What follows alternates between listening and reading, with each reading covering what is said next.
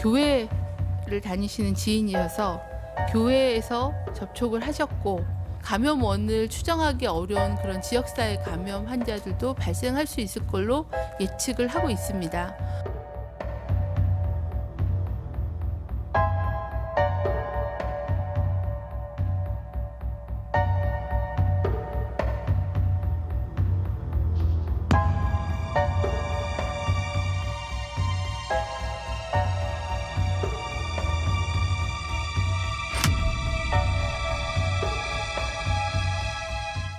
네, 오늘도 국내에서 신종 코로나 바이러스 감염증 확진자가 추가로 1명 확인됐습니다. 이로써 전체 확진자 수는 2명의 퇴원자를 포함해서 모두 24명이 됐습니다. 신종 코로나 관련해서 지금 현재 국내외 상황과 이슈들 이형민 세브란스병원 진단검사의학과 교수님 그리고 양지열 변호사님과 함께 업데이트 해보겠습니다. 두 분 어서 오십시오. 안녕하세요. 예, 나와주셔서 고맙습니다. 자, 양 변호사님 먼저 오늘 추가된 국내 확진자 1명, 지금 우한 교민입니다. 임시생활시설에 있다가 지금 확진으로 나왔네요. 네, 아산에 머물고 있던 중에 확진으로 판정이 됐고 인후통을 좀 호소를 했다라고 네. 합니다. 중국 내 우한에서 같이 직장 생활했던 13번째 환자와 직장 동료였다고 해서 이 경우에는 이제 국내에서 2차 감염이 된 사례는 아니고 네. 1차 감염이 이번에 새롭게 나온 그런 상황입니다. 그렇군요. 13번째 확진자가 국내 감염자로 교민 중에서 네. 나왔었는데 관련이 있는 분이군요. 네, 직장 동료였다고 우한에서. 알겠습니다. 그런데 어쨌든 지금 임시생활 숙소가 1인 1실이라고는 하지만 거기서 확진자가 나왔단 말이죠. 그러면 지금 현재 있는 거기 같은 곳에 있는 분들은 좀 격리 기간이 조금 더 길어질 수 있나요? 어떻습니까? 처음에 이 격리 계획을 봤었을 때 보니까 굉장히 꼼꼼하게 잘 짜셨더라고요. 그래서 아예 처음부터 이런 환자가 나올 것들을 생각을 하고 네. 1인실을 주고 격리를 했었던 것 같습니다.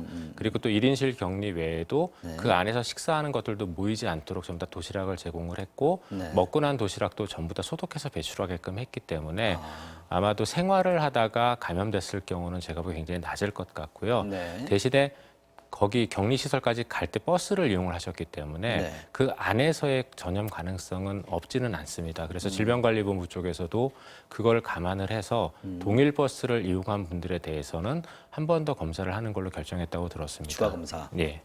그렇군요.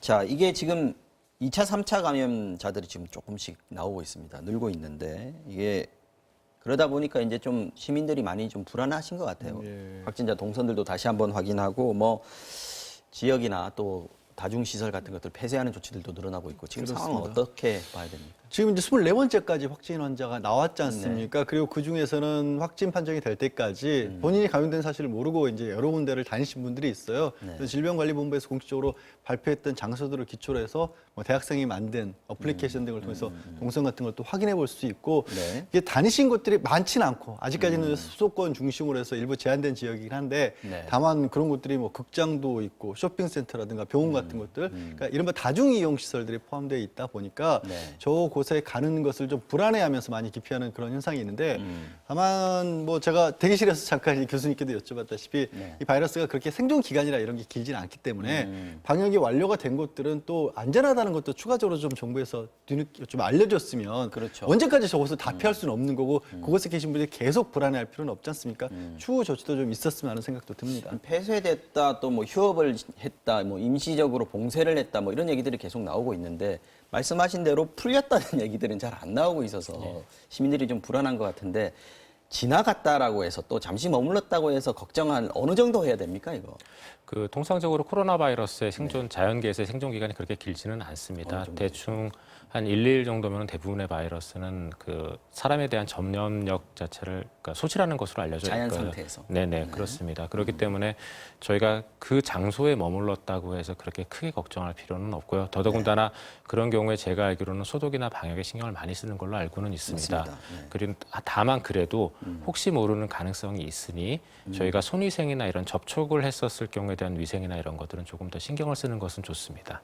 지금 뭐 대략적으로 저희가 이제 전체적으로 얘기를 한 건데 좀 주목되는 분들이 좀 있기는 합니다. 이분들에 대해서 좀 하나씩 좀 봤으면 좋겠는데 특히 지금 19번째 확진자 먼저 좀 얘기를 좀 해봤으면 좋겠습니다. 지금 어떤 상황인가요? 그 19째 확진자에 대해서 관심들이 많은 이유가 이분이 이제 거주하는 지역이 대단히 아파트 단지인 겁니다. 근데 아시겠지만 요즘 이제 대단히 단지 같은 경우가 거의 사실상 외부하고 떨어진 작은 소도시처럼 이루어져 있지 않습니까? 이분이 지금 서울 송파에 사시는 거죠? 송파에는 9천여 세대가 있는 아파트 단지에 계신다고 하니까 네. 그 안에 여러 가지 생활 편의 시설들이 또 있는 겁니다. 그 안에 뭐 도서관도 있고 그다음에 체육시설도 있을 것이고 그런 곳들이 좀 불안해하는 거고 거기 이제 주변에 초등학교도 한 3곳 정도가 있다 보니까 네. 이제 특히 어린 자녀들에 대한 걱정은 많이 하실 수밖에 없는 상황이죠. 어저께 긴급 휴업 조치가 긴급 휴업에 내려졌어요. 들어가는 조치가 내려졌고 또 이분이 이제 확진 판정 이전에 네. 송도에 있는 대규모 쇼핑센터도 방문을 했다라는 사실이 알려지면서 네, 아울렛에 갔다 예, 왔죠? 아울렛이죠. 네. 그것도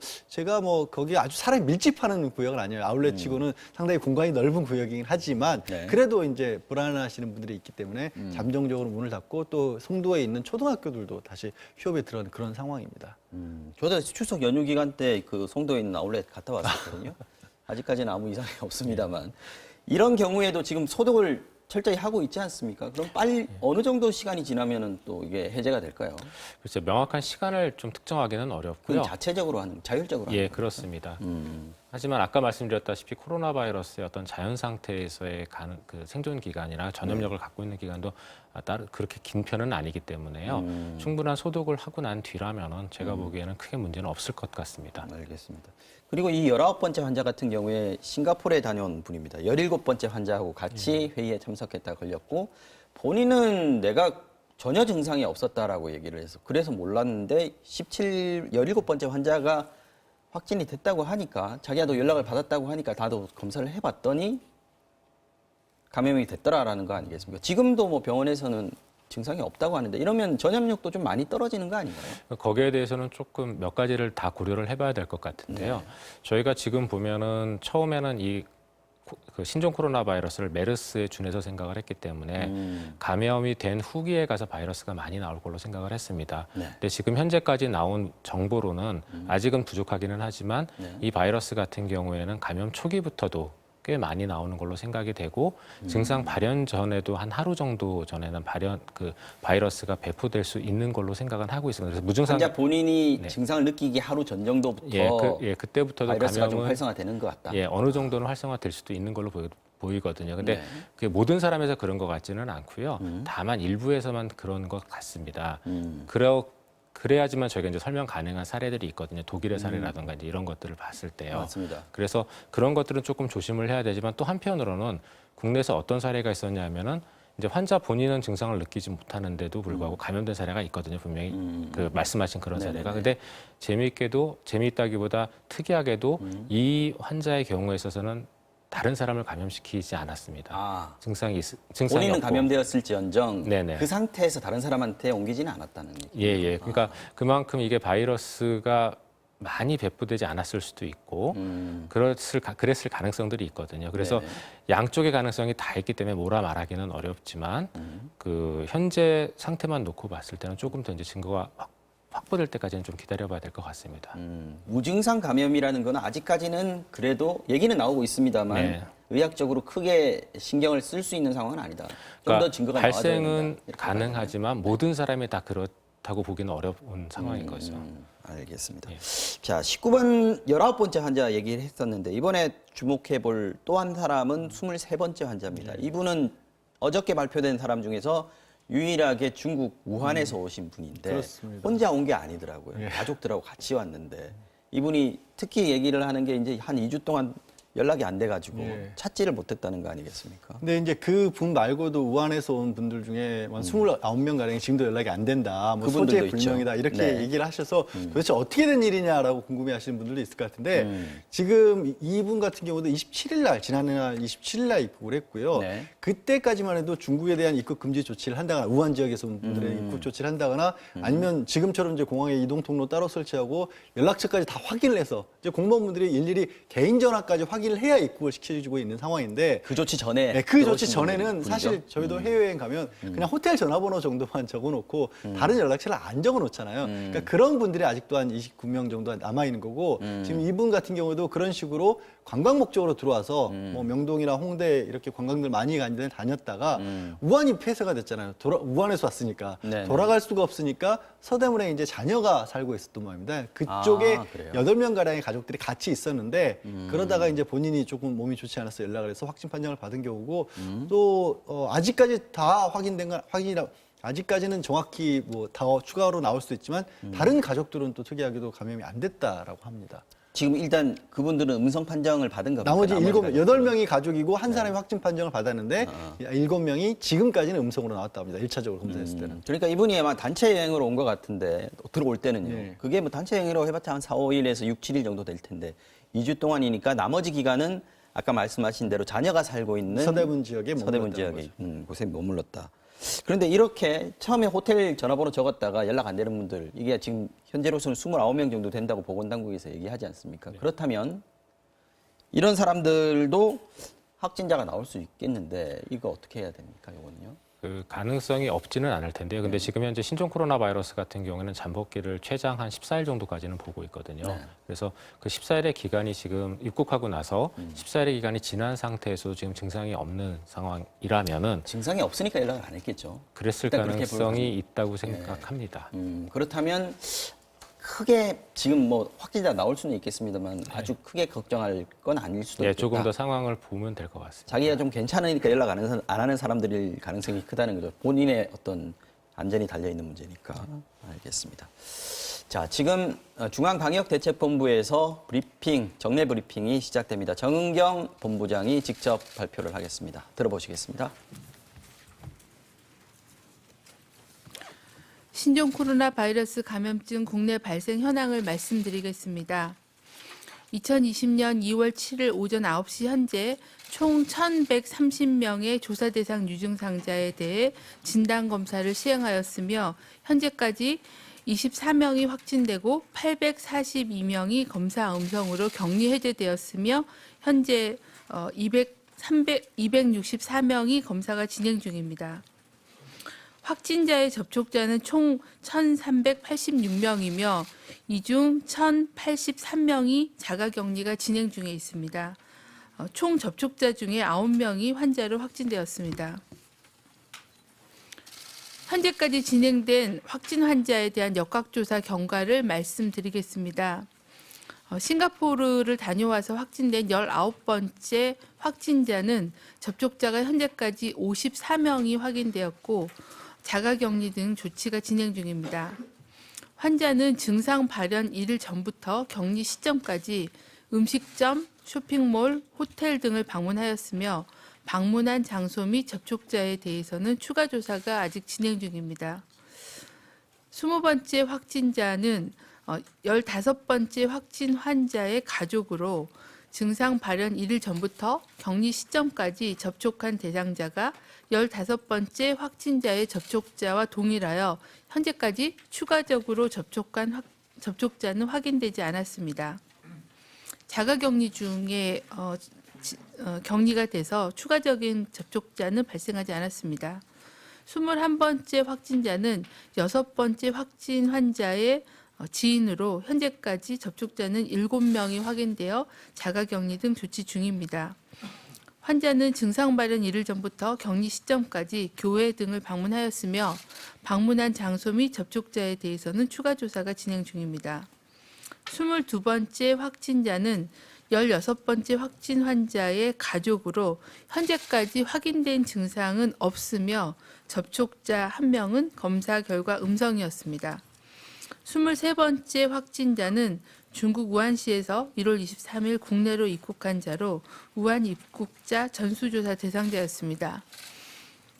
역학조사 결과 환자는 2월 3일부터 증상이 발생하였으며 증상 발현 1일 전부터 격리 시점까지 백화점, 대형마트 등을 방문하여 현재 추가적인 조사가 진행 중에 있습니다. 신종 코로나 바이러스 진단 검사 시행과 관련하여 몇 가지 안내 말씀드리겠습니다. 현재 지역사회 유행이 광범위하게 발생하고 있는 국가는 중국입니다. 그 외의 국가에 대해서는 아직까지는 광범위한 지역사회 유행이 발생하고 있다고 판단하기에는 정보가 제한적이므로 의료진께서는 의사 환자를 분류할 시에는 해외 여행력뿐만 아니라 위험 요인에 대한 노출력, 임상 증상을 종합적으로 판단해 주시기를 당부를 드립니다. WHO 통계에 의하면 지역사회 감염자가 보고된 국가의 정보들이 있습니다. 그런 지역사회 감염이 발생한 국가를 중심으로 해당 국가 여행 시 호흡기 증상이 있는 사람과의 접촉, 지역사회 유행이 발생하고 있는 중국인 참석이 많았던 행사 참석 여부 등 역학적 연관성과 원인 불명의 폐렴 등 임상 증상을 고려해 주시기를 당부드립니다. 병원을 내원한 환자분들께서도 막연한 불안감으로 검사를 받으실 필요는 없으며 담당 의료진의 전문적인 판단을 신뢰해 주실 것을 부탁드립니다. 아울러 현재 검사 가능 건수가 일일 3,000여 건이고 순차적으로 검사 기간을 확대해 나가고 있는 만큼 당분간은 검사를 원하는 모든 국민들께 검사를 적용할 수 없는 상황에 대한 이해도 부탁을 드립니다. 아직까지는 가장 고위험 지역은 중국입니다. 중국을 다녀오신 의심 환자들께서 우선적으로 진단 검사를 받으실 수 있도록 국민들의 협조를 부탁을 드립니다. 의료기관은 각 진료 단계별로 내원 환자의 해외 여행력을 철저히 확인해 주시길 바랍니다. 또한 원인 불명의 폐렴이 발생하는 경우 중국 여행력이 없더라도 의사의 판단에 따라 감염증 배제를 위한 검사를 시행할 것을 공고드립니다. 최근 14일 이내에 중국을 방문한 뒤 입국한 경우는 가급적 외부 활동을 자제하고 손 씻기, 기침 예절 준수 등 개인위생을 철저히 하면서 발열, 호흡기 증상 발현 여부를 면밀히 관찰하면서 이러한 증상이 있을 때는 선별진료소에 진료를 받거나 1339에 상담해 주실 것을 당부드립니다. 접촉자 관리 조치 강화에 따라서 자가격리 대상자 숫자도 증가하고 있습니다. 자가격리자께서는 격리된 장소 외의 외출은 삼가하고 가능하면 화장실 등이 있는 독립된 공간에서 혼자 생활하며 침구류 등 개인 물품은 별도로 사용하셔야 합니다. 함께 지내는 가족은 격리 대상자의 공간에 출입은 삼가하고 개인 물품은 반드시 따로 사용하며 격리 대상자와의 대화할 때는 반드시 마스크를 착용하고 2m 이상의 거리를 둔 상태에서 대화하는 것이 바람직합니다. 국민들께서는 감염병 예방을 위하여 손 씻기와 기침 예절 준수해 주실 것을 당부를 드립니다. 부침 2와 부침 3에 대해서도 추가적으로 설명을 드리도록 부침 1에 대해서 잠깐 추가적으로 설명을 드리도록 하겠습니다. 부침 1에 있는 그 8쪽에 있는 그래프는 현재까지 진단된 24명의 확진 환자에 대한 일별 발생 현황 그래프와 기본적인 통계에 대한 것입니다. 확진자의 성별은 남자가 14명으로 58%이고요. 연령별 분포를 보면 60세 이상은 1명입니다. 대부분은 50대, 20대, 40대가 골고루 분포되어 있습니다. 확진자의 국적은 4명이 중국 국적이고 나머지는 한국 국적입니다. 확진자의 외국 방문 여부는 외국을 다녀오시지 않으신 국내에서 발생한 환자는 현재 8명입니다. 11명이 중국 여행과 관련이 있고 태국 2명, 싱가포르 2명, 일본 1명입니다. 부침 3과 관련해서는 신종 코로나 바이러스 감염증 검사 관련된 질의응답을 정리를 하였습니다.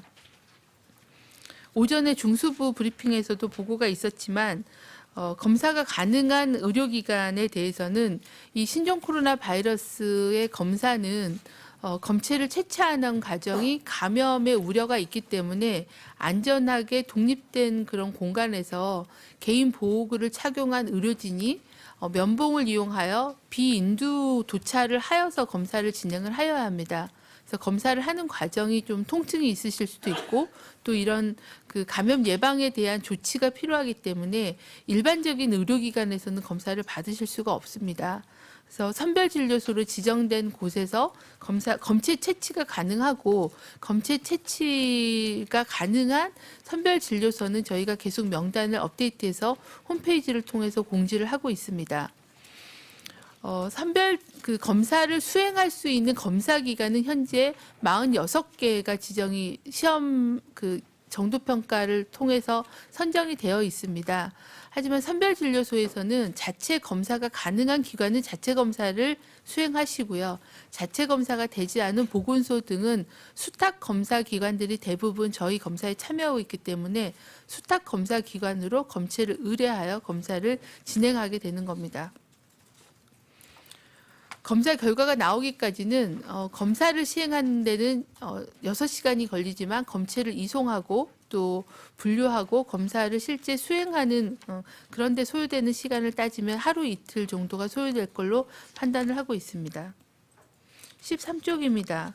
검사 비용에 대해서는 오전에도 말씀을 드렸지만 의사 환자에 해당하는 경우에는 의료기관인 경우에는 건강보험을 적용하고 본인 부담금과 보건소가 검사하는 비용에 대해서는 국고로 지원을 하게 됩니다.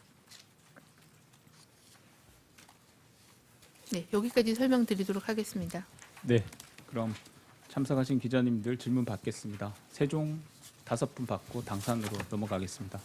질 있으신 기자님 이렇게 순으로 질문 부탁드립니다. SBS CNBC 이현물이라고요. 그 감염 우려 관련해서 질문드릴게요. 그 요즘에 해외 직구 많이 하는데 특히 중국에서 물품을 구매해서 오는 택배 물품 통해서 감염되지 않을까 이런 우려가 있거든요. 근데 그 전문가들 인터뷰 보면 가능성은 아예 없지 않다 이런 얘기가 나오고 있는데 그 부분에 대해서 좀 설명해 주세요. 네, 질의하실 때 마이크 다음부터는 좀 부탁드리겠습니다. 네, 질문하신 거는 중국으로부터 해외 인터넷으로 물품을 구매하면 그런 물건에 의한 감염의 우려가 얼마나 되느냐라는 그런 질문이신데요. 바이러스는 원래는 이제 세포 안에서 살아야 되기 때문에 환경에 노출이 되는 경우에는 그렇게 오랫동안 그렇게 생존하지 못하는 걸로 되어 있습니다. 그래서 중국에서 여기까지 이송되는데 상당한 시간이 걸릴 수 있기 때문에 바이러스가 생존된 상태로 국내까지 배송되는 가능성은 극히 낮다. 어느 전문가도 100% 없다라고 말씀하시기는 어려울 것 같아서 그렇게 표현을 드리는 것 같습니다. 2, 3일 이상 오랫동안 생존하기는 어렵기 때문에 그 이상 소요되는 그런 시간에 대해서는 그 바이러스가 생존하기는 어렵다라고 보시면 되겠습니다. 네. 네, 오늘 브리핑은 여기까지 듣고요. 나머지 또 자세한 내용들은 뉴스 시간에 또 이어서 전해드리도록 하겠습니다. 자, 이 교수님, 그 오늘 브리핑 내용 중에서 검사하는 방법에 대해서 조금 자세히 설명을 했던 것 같습니다. 지금 검사 시약이 개발이 돼가지고 6시간이면은 뭐 검사 결과가 나올 수 있다고 하는데 실제로는 대기 시간 이런 것들이 있어가지고 결과가 나오는 데는 시간이 그래도 좀 걸리는 거죠. 예, 맞습니다. 저희가 검사를 하는데 걸리는 시간은 순수하게 따져봤을 때는 한 4시간 정도면 가능한데요. 네. 근데 저희가 이런 검사라고 부르는 행위들이 환자가 왔다고 바로바로 그 환자에 대한 검사를 바로 할 수 있는 방법은 아닙니다.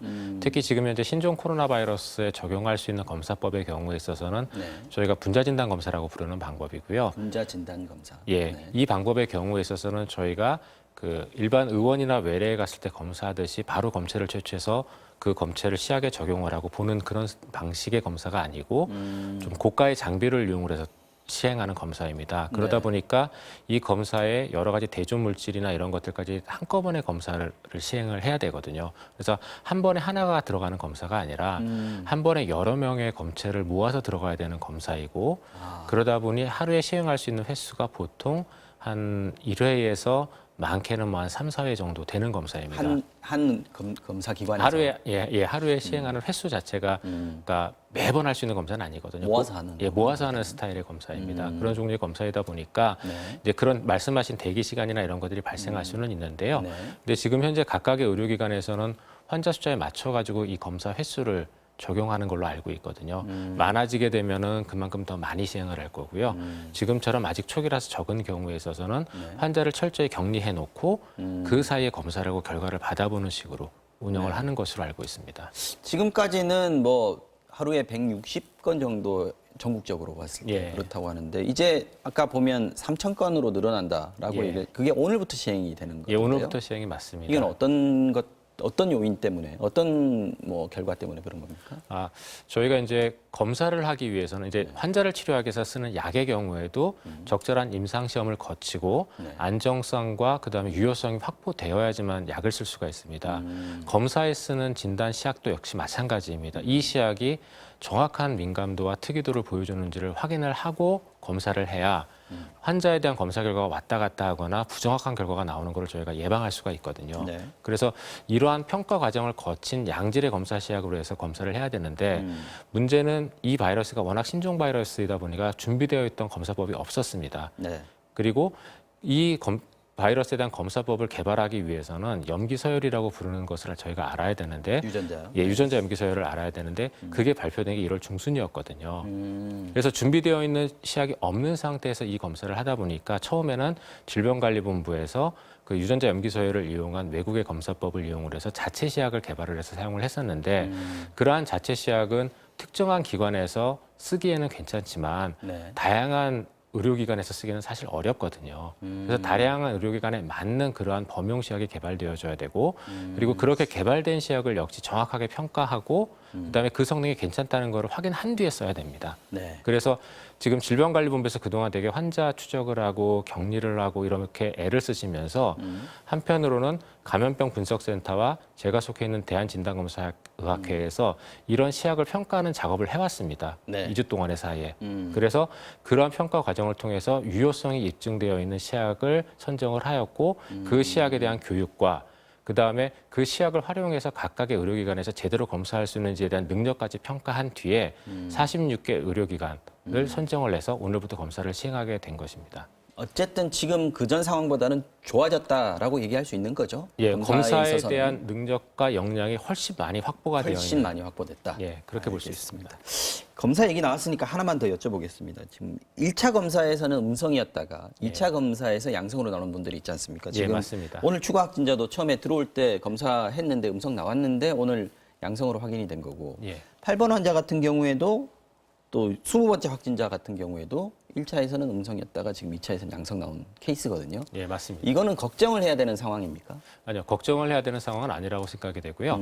왜냐하면은 그 검사 시기에 따라 음성이었던 결과가 양성으로 바뀌는 거는 네. 당연한 것입니다. 왜냐하면은 감염 초기에는 아까도 말씀드렸지만 잠복기도 있고 네. 그다음에 그 바이러스의 어떤 증식이나 이런 것들이 활발하지 않기 때문에 바이러스의 배출량이 굉장히 적을 수 있습니다. 아까도 그 무증상 감염은 말씀을 드렸지만 그런 무증상 감염이 있을 수 있지만 다 일어나진 않을 거라고 말씀을 드렸던 게 초기에는 바이러스 배포 자체가 어느 정도로 얼마나 일어날지 모르거든요. 근데 대부분의 경우에 있어서는 그렇게 많이 일어나진 않습니다. 그래서 감염 초기에 검사를 했을 경우에는 음성으로 충분히 나올 수가 있습니다. 가지고는 있지만 발현은 안 됐다. 이렇게 봐요. 나오는 양이 적다. 나온 양이 적다. 검출이 안 됐다. 예, 이렇게 맞습니다. 됐군요. 그리고 또 어떠한 검체를 써서 검사하느냐도 또 굉장히 중요한 문제이거든요. 네. 바이러스가 배출되는 게 온몸에서 동일한 농도로 나오는 게 아니기 때문에 네. 바이러스가 배출되는 시기에 따라서 적절한 검체를 선택을 해서 검사를 해야 되는데 이제 그런 부분들에 있어서 약간의 이제 차이가 있을 수는 있습니다. 그래서 질병이 좀 더 진행이 되고 다른 환자한테 감염을 일으킬 수 있는 시기가 됐을 때 바이러스가 많이 나고 그때 이제 검사에서 양전이 된 거거든요. 그래서 저희가 그렇게 볼 수가 있기 때문에 음성이 양성되는 거는 사실은 있을 수 있는 결과라고 보고요. 다만 저희가 주의해야 되는 거는 검사 결과가 잘못됐을 경우입니다. 이제 저희가 그렇죠. 이제 위양성, 위음성이라고 얘기합니다. 양성인 사람을 음성으로 보고하는 걸 위음성이라고 하고, 위음성. 예, 그다음에 음성인 거를 양성으로 보고하는 걸 위양성이라고 하거든요.